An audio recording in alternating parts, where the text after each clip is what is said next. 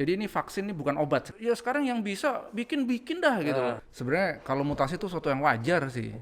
Beberapa bulan lagi insya Allah kita akan menghadapi vaksinasi nasional. Perlu takut atau tidak? Jawabannya? Vaksin menjadi salah satu harapan atas permasalahan COVID-19.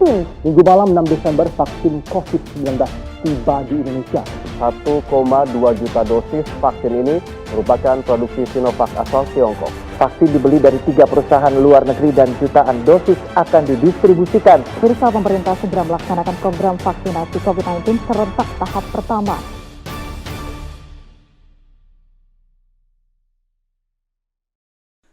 Selamat malam, selamat datang di Kotak Makan Malam. Hari ini buat nemenin kalian semua makan malam, kita akan ngobrolin tentang hal-hal yang beberapa waktu ini kalian tanyain dan kalian sama seperti saya, kita belum punya jawabannya. Dan hari ini saya akan ngobrol dengan orang yang mungkin belum tentu punya jawabannya, tapi setidaknya memberikan kita perspektif yang berbeda. Hari ini saya akan ngobrol di Kotak Makan Malam, kita akan ngomongin virus, kita akan ngomongin vaksin, penting nggak pentingnya. Dan karena kita ngomongin virus, saya takut nanti ada virusnya. Hari ini, khusus di tayangan kali ini, kita akan safety. Yes, sebelum saya memakai masker ini, saya perkenalkan. Dr. Anom. Pak Anom aja lah. Iya. Jangan dokter lah. Brother, gua pakai ini. Ya oke lah. Ya, Gimana? Silakan. Sehat, brother? Alhamdulillah, Om Jo. Alhamdulillah. Beres semuanya. Hari ini Minta doanya juga. Iya, amin. Amin, saya juga minta doanya. Saya mau saya terakhir ngambil lagi jurusan saya. Wih, semangat. Sastra nuklir gitu. Brother, Siap. hari ini di Kotak Makan Malam, Ya. sambil nemenin teman-teman makan malam, saya punya beberapa pertanyaan yang mungkin kayak tadi saya bilang, Ya. teman-teman di luar sana punya, kita akan ngobrolin, belum tentu kita punya jawabannya, Betul. tapi setidaknya kita memberikan perspektif yang berbeda. Ya. Masalah kemudian masyarakat seperti apa, saya masih ingat nih, Ya. Brother Anam beberapa waktu yang lalu ngomong bahwa ketika kita punya ilmu atau apalagi kita sebagai saintis merupakan kewajiban kita untuk sharing something. Kayak begitu. Nah, ini bagian dari itu. Oke. Kita ngomongin virus siapa nih? Ya, insya Allah. Ya, artinya gini, saya balik lagi ke situ ya. Saya intinya saya tanggung jawab di sini gitu ya. Artinya harus bertanggung jawab sebagai orang sih bilang saintis lah, tapi intinya ya saya kan diamanahkan ada di Departemen Biologi FMIPA UI gitu kan ya. Artinya punya ini juga dong, artinya punya kontribusi lah gitu ya, seperti itu. Dan itu buat saya satu katakan ya bentuk kontribusi saya.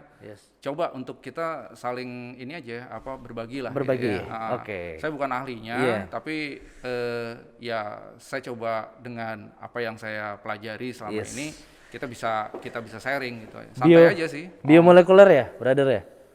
Begitu deh. Pendalaman. Bilangnya gitu. Biomolekuler itu apa sih? Biologi molekuler tuh ya biologi yang pelajari yang kecil-kecil lah gitu ya. Kan ada biologi sel. Nah, sel dulu jadi ini paling kecil jadi mata atau jadi field sendiri gitu ya. Nah, tapi di bawah sel itu, dalam sel itu sudah kan tersusun dari molekul-molekul. Itu yang kita pelajari. Ada DNA, ada RNA, ya, ada protein, ya, dan itu bagaimana dia terjadi, terus bisa diturunkan, ya macam-macam lah kayak gitu deh kira-kira. Brother, beberapa waktu yang lalu itu kita tahu lah di tayangan bahwa vaksinasi udah dimulai. Ya. Termasuk salah satu penerima vaksin pertama itu, lebih tepatnya penerima vaksin COVID pertama di Indonesia itu Pak Jokowi presiden kita, dan kemudian ada artis dan sebagainya. Saya nggak akan ngomongin vaksin COVID-nya dulu, ya. Saya mau tanya karena mungkin banyak dari teman-teman di luar sana itu nggak tahu vaksin itu terbuat dari apa sih? Ya, artinya gini. Saya ini kan dulu kali ya, kita buka dulu gitu ya. Apa sih saya mau katakan gitu, vaksin sama obat tuh beda gitu ya. Vaksin sama obat itu beda. Oke. Betul. Dan saya sering kasih analogi gitu ya, dan analogi itu biasanya kalau kita bilang makhluk hidup terus dari sel, susah dah gitu. Nah, coba kita lihat gini aja, kalau tubuh itu kita analogikan ini sebagai gedung, ya, gedung bertingkat berdiri, kita pun juga lagi berdiri gitu ya. Nah itu kita analogikan ke situ. Nah gedung-gedung itu kan ada kompartemen-kompartemennya, kamar-kamarnya dan lain-lain gitu kan ya. Nah itu kalau misalnya gedung itu rusak gitu ya, di salah satu sisinya, satu kamarnya, segala macam, itu kan berarti kita harus ibaratnya kalau seorang itu sakit ya, ada yang rusak. Betul. Gitu. Siapa yang ngerusak? Apakah dari gedung itu sendiri karena udah tua, atau emang ada serangan dari luar? Nah gitu. Nah saya menganalogikan serangan dari luar itu ya seperti teroris gitu, katakannya perampok atau apa segala macam itu adalah sebagai virus, ya kan, masuk situ. Nah kalau rusak maka harus diobatin kan. Kalau sakit kan harus diobatin. Nah kalau rusak harus dibenerin gitu aja gitu. Siapa yang benerin? Ya tukang gitu, panggil aja tukang gitu kan. Panggil tukang, benerin tuh tempat-tempatnya tuh kita betulin, kita beresin. Nah itu ibarat kalau tubuh kita sakit gitu ya, sakit kita obatin ya. Tukang itu akan ngebetulin, obat itu akan betulkan, terus menghancurkan bibit penyakitnya gitu ya, dibuang gitu ya, dan biasanya seperti itu. Nah tapi kalau vaksin ini beda seperti tadi ya, seperti obat gitu ya. Vaksin ini sebenarnya menjaga gitu ya. Nah kalau misalnya emang kita ada serangan dari luar gitu ya, gedung itu emang udah diincar sama orang, ya siapin aja pasukan pengamannya gitu. Siapin pasukan pengamannya. Atau sewa premannya gitu ya. Sewa premannya aja gitu. Nah biasanya kan gitu, sewa pengaman itu bisa orang lain, atau tadi premannya gitu ya. Jadi dari dia sendiri gitu, dari kumpulan dari musuh-musuh sendiri yang kita deketin ya supaya kita jaga gitu. Nah, vaksin tuh juga itu seperti ya? itu gitu sebenarnya. Jadi berarti vaksin itu bisa dari virus atau bisa dari bakteri yang kemudian kita masukkan ke badan kita sendiri. Ya tergantung penyakitnya. Kalau penyakitnya disebabkan oleh bakteri, maka kita nggak bisa ngambil premannya dari virus gitu ya kan. Tapi kalau balik dari virus, premannya jangan dari bakteri dong, gitu kan. Jadi harus sama dari dia. Sama juga gitu kan, kita premannya siapa nih? Oh dia nih. Dari kelompok A, ya harus dari kelompok A. Kita ambil kelompok A. Jangan dari kontraksi malah ntar berantem gitu. Sama gitu. Kenapa tadi saya tanya itu? Karena banyak orang berpikir udah divaksin itu kayak disuntik obat gitu loh. Sembuh dah nih kayak gitu. Nah itu memang akhirnya persis lah, hampir sama ceritanya gitu ya. Jadi perlu proses.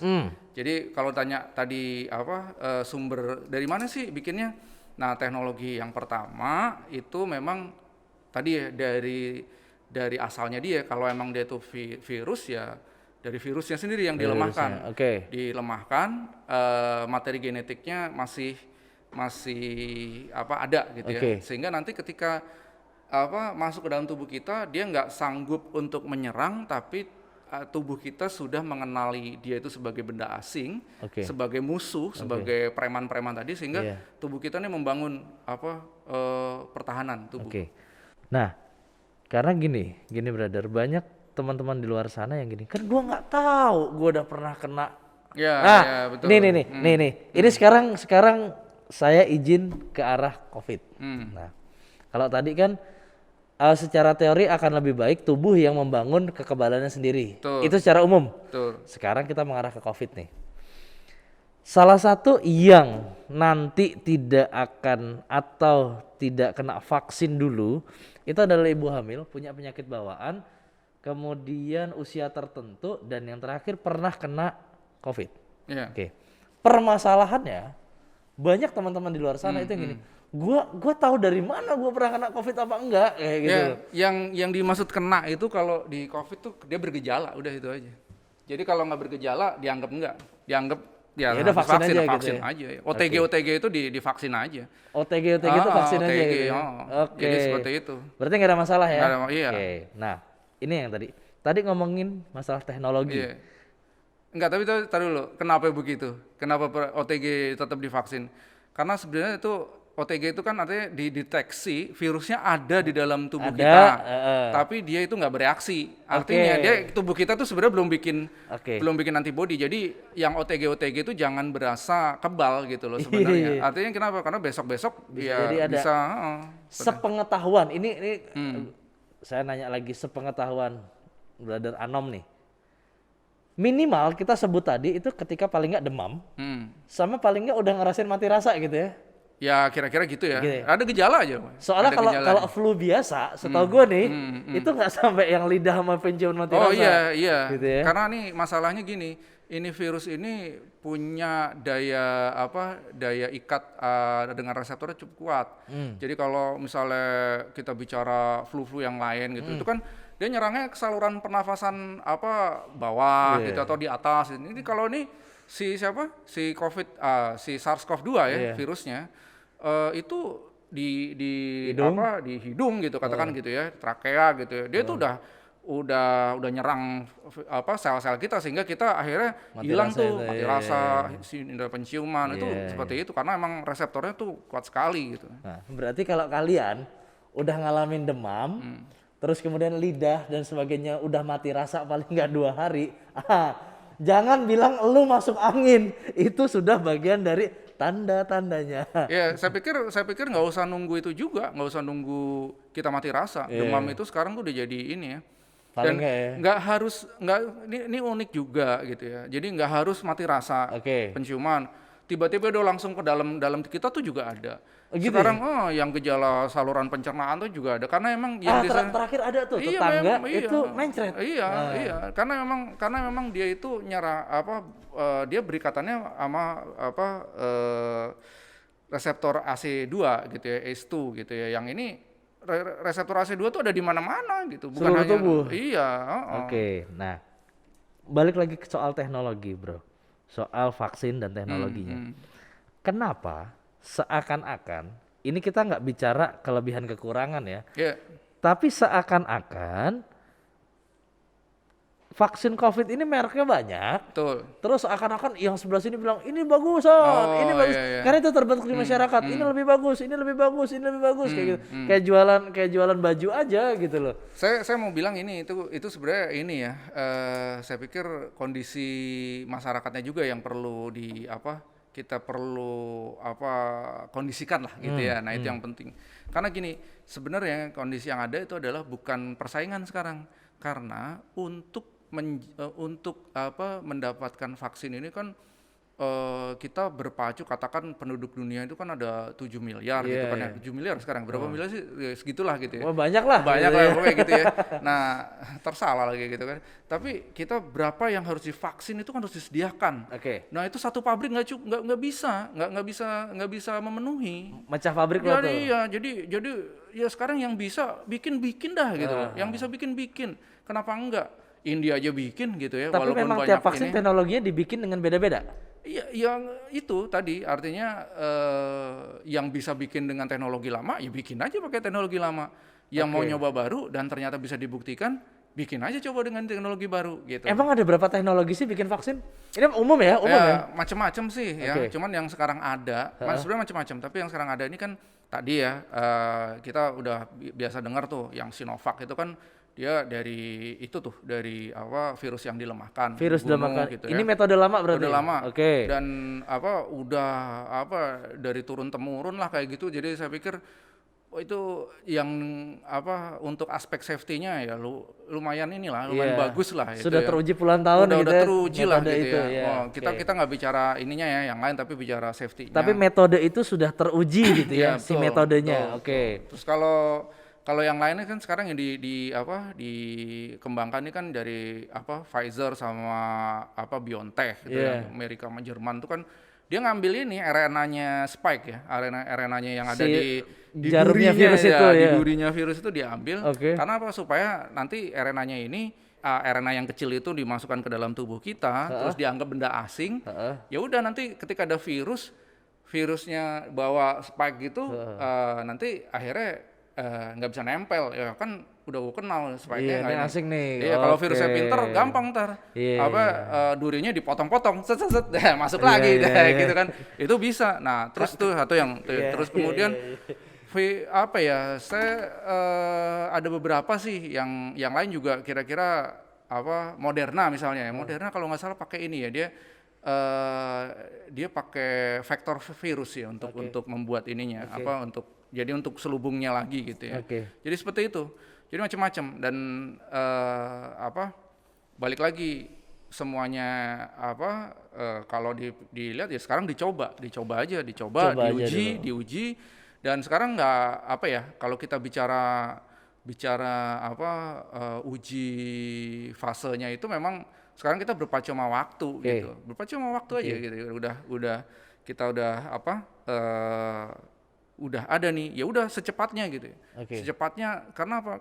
Ketika ini tidak berbarengan, maka korban akan semakin banyak. Iya, artinya bukan korban banyak aja. Nanti efektivitas si vaksin sendiri itu dalam satu negara itu ya menurun, berkurang, nggak akan mencapai angka optimal lagi gitu. Dalam menurunkan ini. Soal efektivitas dari kemarin diomongin bahwa kalau balik lagi ke vaksin COVID itu soal efikasinya. Orang umum nggak tahu tuh apa efikasi, apa efisiensi gitu. Iya. Efektivitas gitu ya. Efektivitas taunya gitu kan. Bedanya apa sih efikasi sama efektivitas? Banyak sih yang udah jelasin tentang efikasi ya di Karena itu kata-kata baru tuh di kuping. Efikasi itu kan kemanjuran atau apalah gitu ya, kira-kira seperti itu ya. Jadi gini, kalau efikasi itu sebenarnya penurunan persentase ini ya, yang bisa diturunkan oleh si vaksin itu dalam satu populasi. Nah, ini terjadi dari uji fase 3 inilah gitu. Walaupun ini lagi berjalan ya, yang kita sering dengar interim report, interim analysis gitu ya.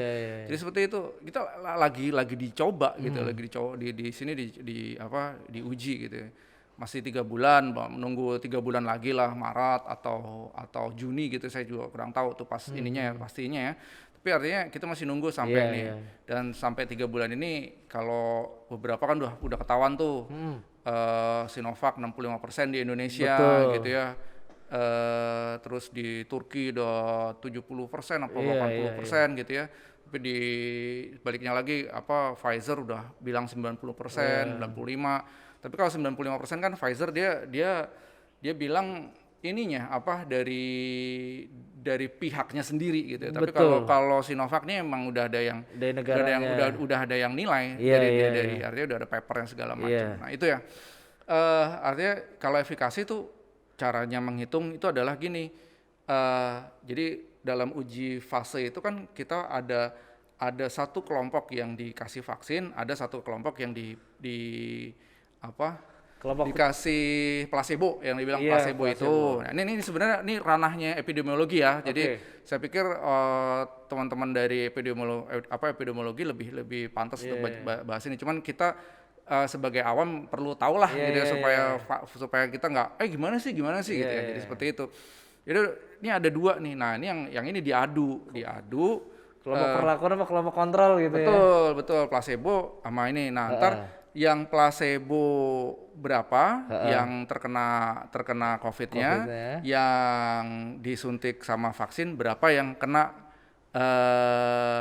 terkena tadi si COVID tadi gitu ya. Disitulah ketahuan perbandingan. Disitulah perbandingan kan, nanti ketahuan. Yang pasti kalau efisiensinya semakin tinggi, maka yang diuji sudah divaksin tadi sedikit yang kena gejala si COVID tadi gitu. Nah, itu dibandingkan ya, nanti ketahuan jadi faktor risikonya ketahuan gitu ya, koefisien risikonya ketahuan. Nah, nanti itu dihitung, dibagi, dikurangi 1 sebagai koefisien, akhirnya nanti jadi dapat itu yang namanya angka 65 itulah gitu ya. Ceritanya seperti itu. Itu yang namanya efikasi. Jadi efikasi itu akan bergantung tempat uji gitu ya. terus juga bergantung Subjek apa ujinya.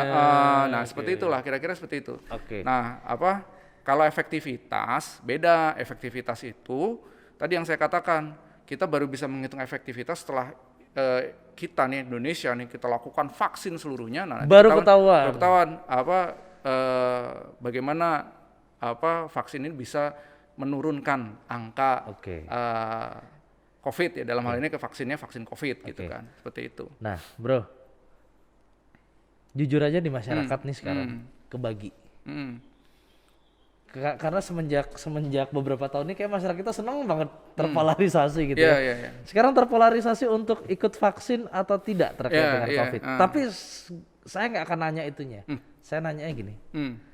penting nggak kita untuk ikut divaksin? Ya, itu ya. Jadi gini, kalau kita bicara vaksin atau enggak iya gitu ya. Oh, ya sekarang gini aja. Tadi balik lagi ke kita bicara gedung gitu Iya. ya. Nih ya, kalau satu gedung dijaga sama aparat keamanan gitu kan ya. Terus gedung yang lain enggak gitu kan. Itu kan si teroris pertama masuk ke gedung yang lain yang mudah dimasukin kan. Udah sekelilingnya dikuasain, akhirnya yang tadinya ada gedung Dijaga. 10 gitu ya, yang tadi yang dijaga itu cuma 1, akhirnya apa? Keserang Hancur juga juga, kan? iya. Sama juga gitu vaksin. Kalau misalnya kita di sini ada yang divaksin ada yang enggak, ya kan gitu ya. Jadi yang divaksin tuh ya oke, kuat, tapi yang lain lama-lama gitu kan. Si musuh itu kan pengen tahu dulu nih apa nih kelemahannya. Oke. Virus juga gitu. Nih apa nih? Akhirnya dia mutasi supaya ya tadi ya yang tadinya divaksin akhirnya dia karena virusnya termutasi lagi dia akhirnya bisa tertular lagi. Jadi, Boleh nggak saya bilang gini? Ambillah bagian dalam vaksinasi sebagai tanggung jawab kita, bagian dari masyarakat. ya itu yang saya katakan ini balik lagi kita di masyarakat. Jadi ini vaksin ini bukan obat sekali. Kalau obat tuh sifatnya individual, Oke. ya kan? Tapi kalau vaksin ini komunal gitu ya. Jadi kita harus berbasis masyarakat, komunitas ya semua gitu ya. Jadi seperti itu. Kalau misalnya ternyata satu nggak divaksin gitu ya, dan yang lain divaksin gitu ya, mungkin teorinya nih, teori biologinya gitu ya, nggak jadi masalah gitu, karena kan dia kan dikelilingi sama orang-orang yang sudah terjaga. Teorinya begitu. Ya gedung lah katakan tadi 10.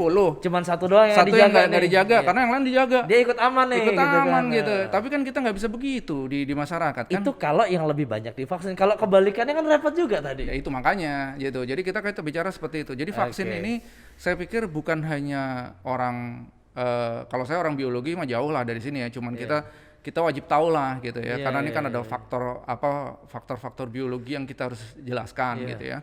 Terus ya orang dari epidemiologi, bahkan dari teman-teman dari sosiologi, ini harus kita buat yang semacam yang dikatakan social engineering. Jadi nggak bisa gitu seperti ini. Nah ini yang akhirnya nanti ini di Indonesia, gimana dengan orang yang udah sadar gitu ya, yang orang sadar seperti di Jepang gitu misalnya gitu ya. Kalau Jepang setahu saya sih mereka udah terpola, jadi satu bilang begini, mereka kan semua akan begitu. Ya mungkin di negara katakan kita cari yang agak ekstrim ya, Tiongkok misalnya gitu. Tiongkok itu kan berhasil mengendalikan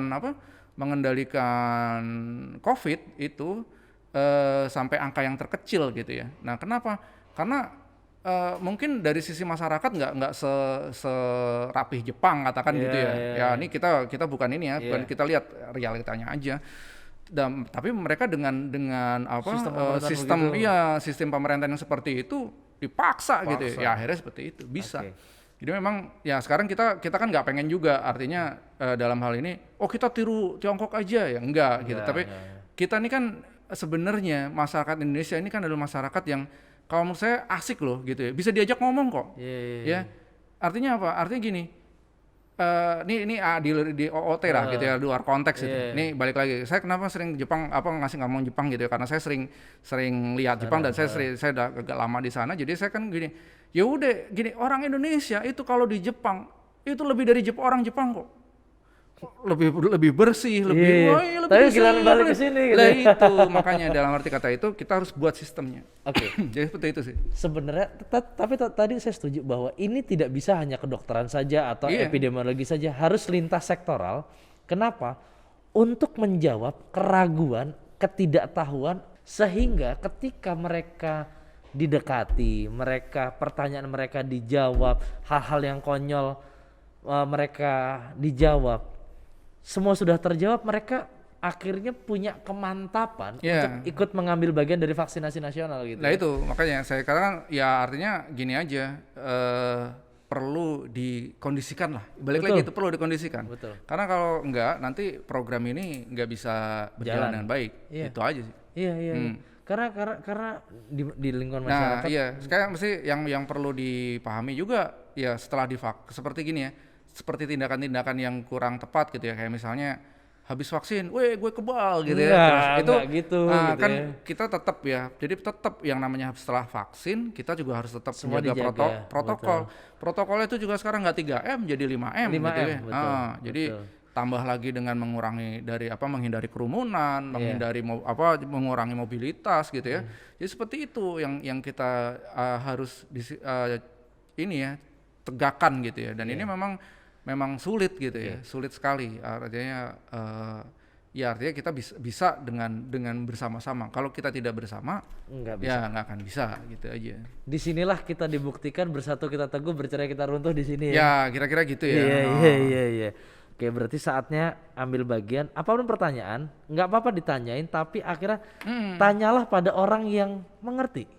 Ya atau sekarang gini, artinya Karena sekarang YouTuber juga kalah-kalah profesor, bro. betul. Artinya saya mau bilang gini, kadang mengerti tapi kurang tepat dalam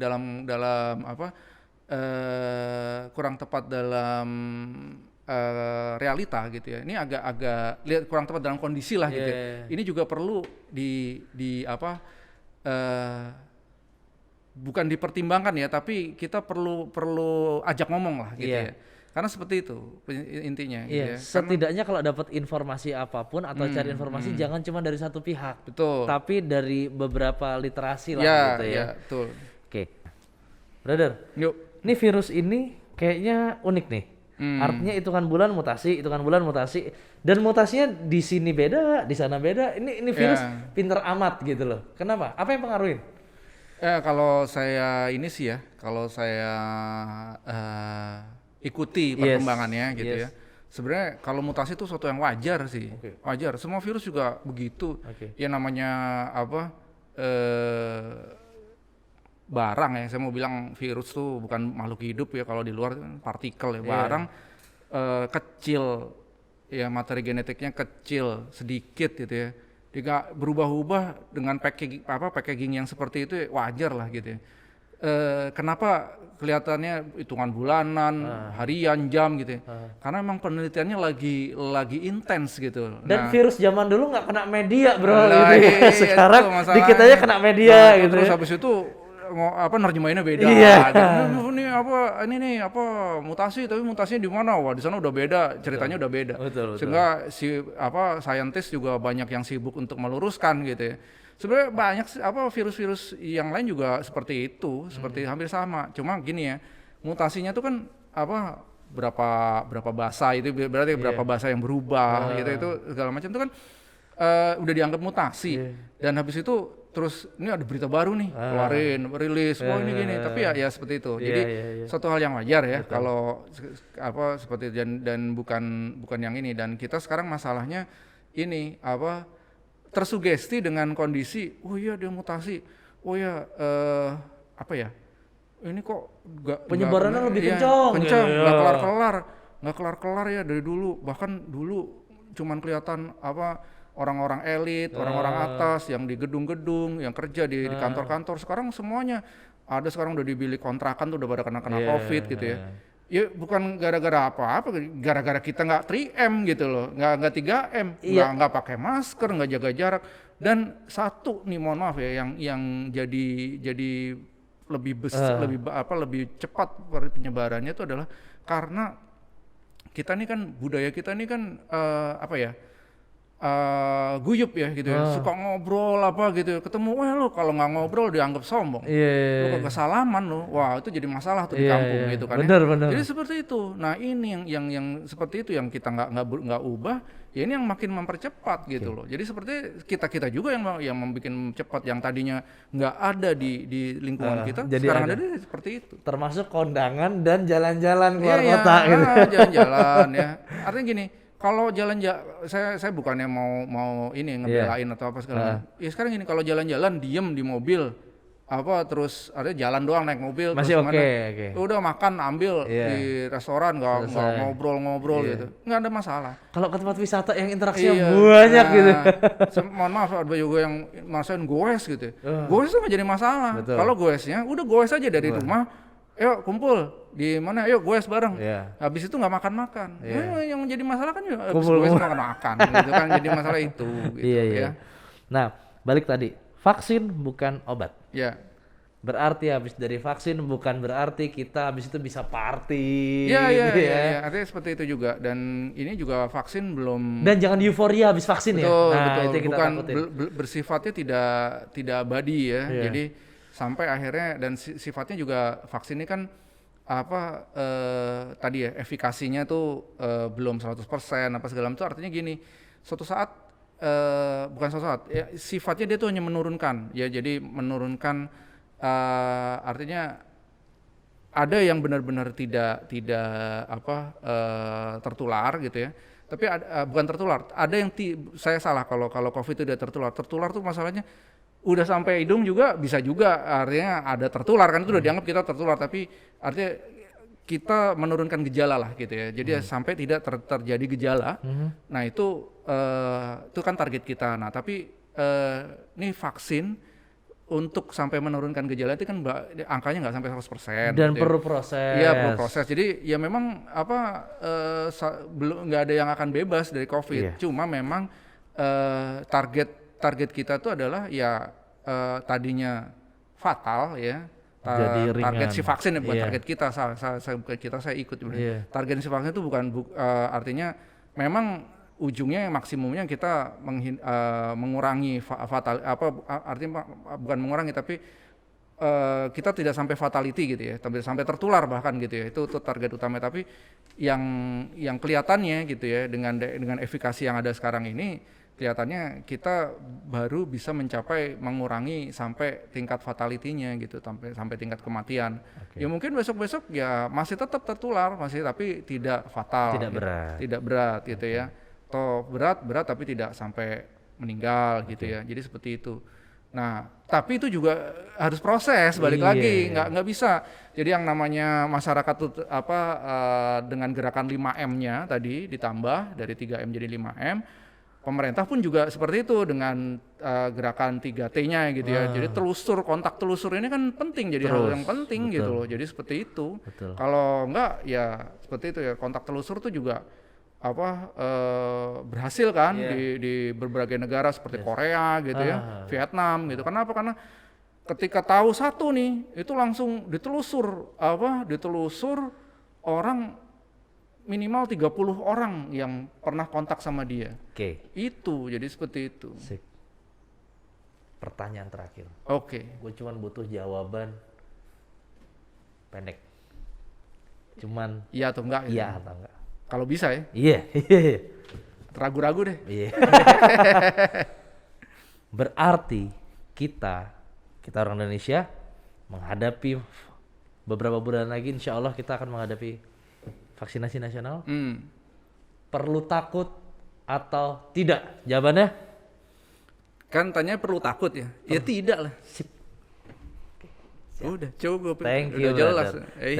Thank you buat penjelasannya. Siap. Ya. Ingat, tetap di Kotak Makan Malam. Kami menyajikan, Anda yang mencerna. Thank you, sampai jumpa. Hari ini 1 juta tertembus. Namun masih saja ada suara hilir mudik di lini masa, entah yang mengatakan bahwa virus ini tak ada, atau bahwa virus ini adalah sebuah konspirasi. Itu basi. SARS-CoV-2 ini nyata. Ia bermultiplikasi, bermutasi, bahkan menari riuh di tengah setiap sikap abai kita. Angka kasus yang terpampang di layar kaca setiap hari bukan sekedar angka. Ia adalah deret duka dari saudara kita yang kehilangan asa. Hari ini dia, besok bisa saja kita. Pertanyaannya, mau kita bawa sampai mana deretan bilangan ini? Tak lelahkah kau di rumah? Tak jemukah menatap pengumuman pembatasan sosial? Mari hentikan lengah ini. Vaksin bukan obat sekali pakai. Ia adalah entitas asing yang diperlemah untuk memperkuat kita, membuat tubuh ini tahan gempuran.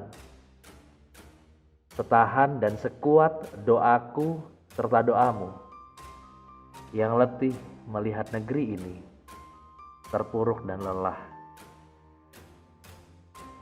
Kita pernah merdeka, kawan, terbebas dari penjajahan karena bersatu pada tujuan yang satu. Mari sekali lagi pekikkan kata itu dan kita buat negeri ini bebas dari pandemi. Suatu hari, kisah kita adalah kisah perjuangan yang tercatat sejarah, bukan kisah penyesalan yang berlumur darah.